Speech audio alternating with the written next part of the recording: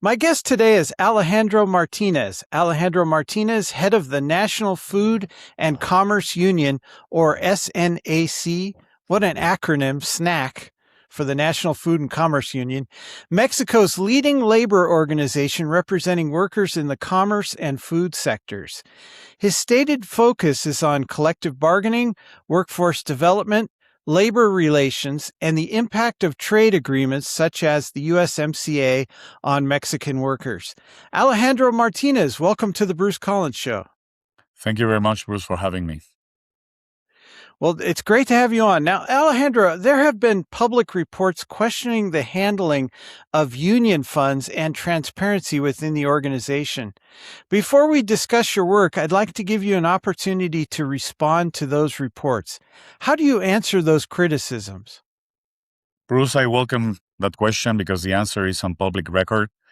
Consider who funds these low circulation outlets. They are fringe publications backed in part by the radical left, where self-declared communists posing as journalists attack anyone who dares to change the status quo.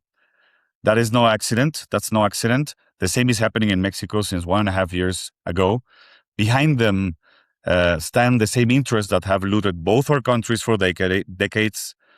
I call it the labor cartel of globalist corporations, big law firms, fake protection unions, and their partners in the governments. The people who gutted American industry and impoverished Mexican workers, these people are attacking the messenger because they don't want anything to change. Here are the facts they cannot touch. My National Executive Committee was elected with 94% of the vote, more than 300 workplaces nationwide in different industries, different companies, 94%. And our most recent voting, mass voting in Grupo Bimbo, that you probably also know in America, Bimbo, came back with 99.6% votes in favor, more than 200 workplaces with an 85% turnout. These numbers are verified and supervised by the Labor Authority. These are not fake news. And I think that's real union democracy. That's real muscle. That terrifies them, the labor cartel. And I think when the people who actually pay the dues keep voting for you at those numbers, that is the best proof of your credibility. Absolutely. And we also have a liberal media here, so that does resonate with me. So tell us about the USMCA agreement and where it currently stands. Of course, I think the USMCA, the United States-Mexico-Canada agreement, stands in probably the most important moment in its history. President Trump didn't blow it up. The administration declined to renew it in its current form, and they moved it to annual reviews instead, which has brought a lot of uncertainty to, especially to the companies and in the big industries, especially the automotive industry. I think President Trump put it on the table for deep correction. And that's an opportunity because if we use it to fix what's broken, instead of just trading blows, it could be very good for both American, Mexican, and Canadian workers. Now, from the perspective of Mexican workers, what changes to the USMCA would strengthen the agreement? Well, I was 2 weeks ago in Washington, D.C. I was speaking to representatives in the Department of Labor, USTR, and Ways and Means, congressmen, senators from Ways and Means, and I put on the table a 5-point framework. 5 things. 1, automatic consequences for violations. So breaking the rules costs something by default, which doesn't happen right now. 2, extend the rapid response mechanism. The USMCA has a labor mechanism. It's one of its kind. And it's just very, very, very tightened up with automotive industry, auto parts, call centers, industrial bakery, and manufacturing is not more than 4% of the Mexican workforce. It doesn't really change anything, even if enforced, which is not enforced right now. So we're proposing that the mechanism goes beyond those sectors and make it cover wages, not just paperwork, because the mechanism can deliver a real union to the workers, but not a better paycheck. The third one is a regional wage floor. I think that's been the most controversial one, which I think would bring a lot of American jobs back, could rebuild American industry, because as you know, right now, Mexican workers are earning 3, 4, 5, 7 times less than their American counterparts in the same companies, in the same jobs. This is unacceptable. So we're proposing a regional wage floor of 7.25, which is your minimum federal wage, as a condition of preferential access, anchored in the $16 auto wage rule. I think this treaty already contains. That would give millions of Mexican families a reason not to migrate illegally, not to join the cartels or sell fentanyl or traffic children or traffic migrants, and join the organized labor force, which would also bring the supply chain into a better standard. And a strong supply chain is also very important for American workers and for American jobs. The fourth, I'm proposing to build up a North American labor verification alliance. Workers from all 3 countries with real standing, with accreditation, with reciprocity, with teeth, so we can go to the fields in Mexico, but also in Arkansas, in California, in Illinois, where Mexicans are also being exploited, earning wages of $5 an hour, cheapening labor of American farmers, and the same happening in Mexico. So I think this is also a very important mechanism we could implement all 3 countries. And the last but not least, the fifth one, AI and technology standards, because there's nothing in the USMCA protecting humanity, not just the workers, from building up super intelligences, from taking away millions of jobs, from letting the machines decide about trade, from letting them make the calls at the sea levels, which they are already doing, and of course, closing the back door to China. I think Mexico made a great call this year and imposed 50% tariffs in Chinese goods. So Mexico is telling America, we are on your team, right? Mhm. But Chinese goods are not just physical goods. We are closing the physical barriers, maybe to China and other Asian countries, but China has a digital world. So they are coming with AI migrants through software, through AI agents, recruitment software, surveillance software, productivity software in companies in Mexico, which we call algorithmic dumping. And they are coming into the digital world, and having China either in the digital or the physical world, I think is a common problem, and we have to deal with it also with the treaty. Mhm. So, do Mexican workers see the USMCA as creating opportunity, or has it mainly benefited multinational corporations? Honestly, so far it has been just a corporation. The reality for the Mexican worker is that Mexico builds everything, and the Mexican worker can barely buy anything. Productivity went up. Industries grew immensely in Mexico, especially the automotive industry, but the wages didn't. And that's the race to the bottom. And it cost the American worker his factory and the Mexican worker his dignity at the same time, because we share a lot of the same employers and a lot of the same abuses. So the USMCA can become an opportunity for workers, but only if it's enforced, if it has credibility, because right now the promise is on paper and the profit is in the boardroom.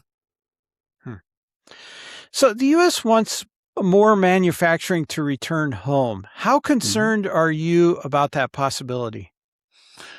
Where it depends whom you ask. Of course, if you ask the exploiters or the protection fake unions in Mexico, they are really worried. We are not worried about or afraid about it, because that's the wrong way to see it. Mexican workers are not afraid of tariffs. Anyway, 65% of the working class in Mexico is in unorganized labor. And from the other 35%, the USMCA covers 3% of the working class. So you can imagine if the Mexican is worried about this at all. We are afraid of the poverty wage, of the fake union working for the boss. If a plant comes home to Ohio and pays an American a real wage, a good wage, what hurts everyone is the plant that plays Mexico and the US against each other to pay the lowest wage on the continent. I think if we both raise the floor and end that game, we both will understand that there is no America first with a Mexico last. When the Mexican worker does well, the American worker does better, and the reverse is just true. Right. Can North America remain competitive with China while maintaining good paying jobs in all three countries, Canada, United States, and Mexico? I think we can. North America is responsible for 30% of global GDP as it is. We have to fix a lot of things. And you cannot beat China by becoming China, Bruce, or trying to be China. You defeat it by being the neighbor China can never be. You have a neighbor with next door, right? First of all, with shared values, with rules that you can verify. China's edge was never just cheap labor. Its scale and state subsidies control the supply chains, stole intellectual property. So we cannot out China by Chinesing us, right? I don't know if it's in English correct, but we have something Beijing never will have. So that's democracy on the continent.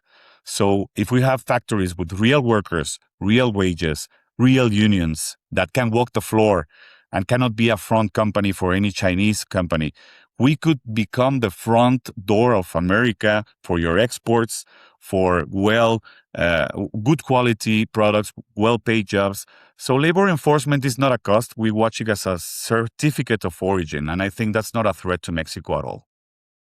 Mm-hmm. Now, you touched on this. What is the impact of artificial intelligence on cross-border labor markets? I think you have heard last week, Elon Musk had a very interesting interview with The Economist, I think, a UK legacy media fake news outlet. And other CEOs are warning us, very subtle, about the every week advancement of AI. They are urging themselves, even though they hate each other mostly, to get together with the Chinese, with the Russians, with all the experts, with the C-level of AIs weekly, because it's just getting out of hands and speeding up too rapidly. I understand we cannot allow China to be the leader in robotics and AI. We need the West, the Christian values from the West have to be the ones in the ethic of the AI or Skynet or whatever the name is going to be for the future. And I'm very worried that the next frontier won't be wages, won't be rules of origin. It's going to be algorithmic. I think these foreign-built AI systems can and will displace workers on both sides of the border without a visa, without taxes, without accountability. We call it algorithmic dumping. And companies are already using unaccountable AI that gets the same unfair edge as it did before paying poverty wages. So my answer is not to fight the machine because they're going to be more powerful and intelligent like next year. It's to own them. The workers must own the technologies meant to replace us. We built a worker AI tool ourselves, an AI agent that helps to educate the workers in their rights, organize them, and has the opposite goal of big tech. We need the workers' data so they can own it. And I give you an example. For example, Uber, right? Delivery. They said, the CEO of Uber said they're going to go automatic in the next 10 years. So you're talking about like 9 million jobs worldwide delivering right now with Uber and other apps. That's massive. If you see the truckers, PepsiCo is already trying trucks without any drivers or just drivers being there to train the truck. So they're going to go driverless in 5 years. That's 50 million jobs. Yeah. Taxi drivers, truck drivers, delivery. We have the time to put money into as working class, have a technological dividend out of this, and become a co-owner of the truck that is going to take my job away. So I don't have to depend on governments, on subsidies, or whatever universal basic income the communists are talking about. I am a businessman owning a truck working for me. That's our thesis about AI and the future of technologies. Trucking is massive. I just recently took a trip over to Roswell, New Mexico, which I'm in Arizona. And all I saw was every other vehicle was a truck with a massive, bed in the back with a supply chain supplies. Alejandro, you mentioned Christian.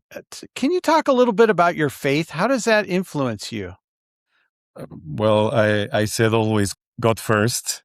God first. I pray every day and I ask God for forgiveness and to protect me and my family, because in a country like Mexico, being the only voice talking about this and fighting these fights has a life risk also embedded.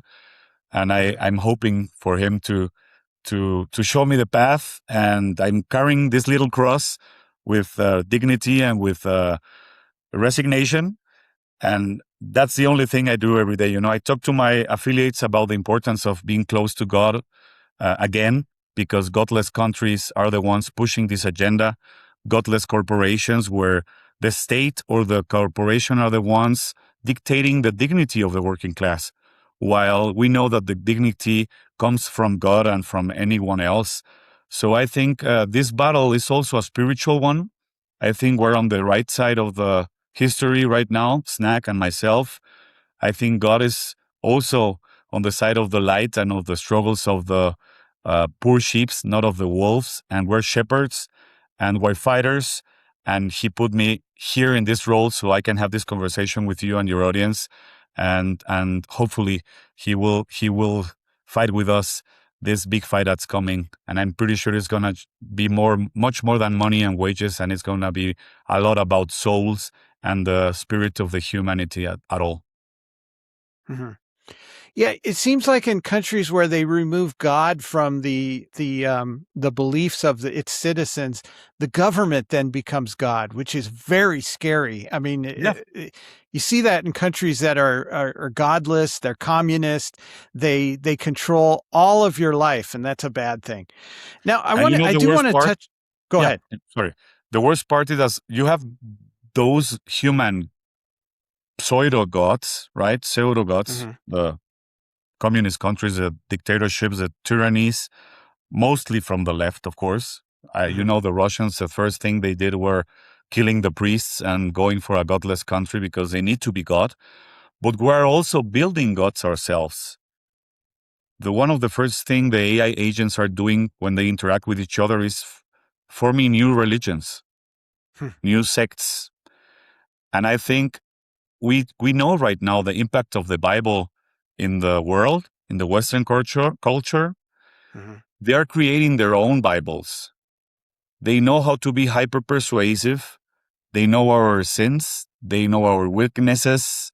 So they know how to build new idols, digital idols, that people will worship, like they worship now TikTok or Facebook or Snapchat or your AI friend in, I don't know which apps the young people are using right now. And I think that's even more dangerous because there's not the human part of sin embedded in the AI agents or the new technologies, and there are gonna be gods for a lot of people already right now. So I think Yeah, that's also a new challenge we will be facing. absolutely. So, in the news today, President Trump has imposed new 50% tariffs on Canada as trade tensions escalate. And I think they take effect in August. Is this likely to break the agreement from Canada's perspective? And how can this be remedied? I don't think so. I think Canada is a cautionary tale for everyone. What happens when you don't stop going to the left? So Mhm. you go from first world to third world in just like 15 years, right? Or 10. I don't know how long was Trudeau's tenure. And I think it's a serious escalation, no question. I think Canada sees it as a direct hit on the agreement because they are including goods from the USMCA, which in the case of Mexico, it didn't happen. So we have an advantage towards Canada. We have much more trade with the US than Canada. We're number one trade partner. And I think if the tariff leverage a negotiation, it won't be the end of the North America. I think Canada has to look back at their priorities and stop flirting with Chinese and communist nations and get serious because they are not being at the negotiation table right now with the US. And if they drift away from the godless, omnipotent, digital countries, I think they will be back at the table and we will build the strongest economic bloc the world has ever seen, because we know if we don't do that, we rise together, but we also fall together. That's right. Yep, absolutely. At the end of the day, and you just touched on it, but maybe expand on it. At the end of the day, what is your hope for Canada, US, and Mexico in the years to come? I think the clue, Bruce, is to stop seeing each other as competitors and start seeing each other as what we are. We're the strongest partnership on earth. My hope is a North America where a secure border begins with a Mexican who doesn't have to flee his homeland to live with dignity. Where a decent wage isn't a number on a pay stub, it's a father who comes home with his head held high, a mother who's protected as a child who's protected from conception, who doesn't grow up orphaned by forced migration. And I think if we get this right, this continent isn't just the most powerful economic bloc in the world, it's the one built by workers who can actually build a life. And that's the future I'm fighting for. And we're ready and we're recruiting. Mm-hmm. Now, I know you're pressed for time. Your days are probably super busy, so I want to let you go. But before we go, where can people go to follow what you're doing? I have my Facebook page, Alejandro Martinez Araiza, also on LinkedIn. I write articles about these subjects, and I am building, as we speak, my website because I realized I need to have a digital front also from all this agenda, what we're doing, and that the American working class also knows that they have partners in the Mexican working class because we can be stronger together. And we will fight for that too, for stronger American jobs and stronger industries in the region. Excellent. And again, we're speaking with Alejandro Martinez. He is the head of the National Food and Commerce Union in Mexico. Alejandro Martinez, this has been a real honor, and I hope I can have you back again sometime. Thank you very much, of course, Bruce. I'm glad to be back.